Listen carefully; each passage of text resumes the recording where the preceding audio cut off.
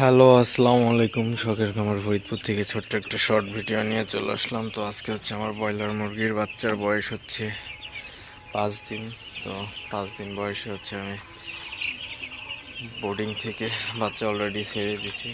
তো বাচ্চাগুলো মাশাআল্লাহ খুবই সুস্থ আছে এবং ভালো আছে।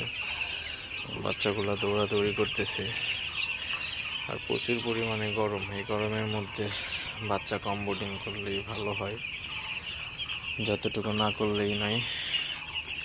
তো বাচ্চাগুলো মাশাআল্লাহ ভালো আছে। আর এই গরমের মধ্যে অবশ্যই খাবারের সাথে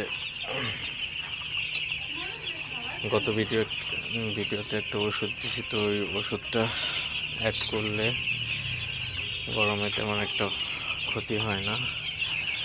আর ব্রয়লার মুরগির হচ্ছে বাচ্চার তাপের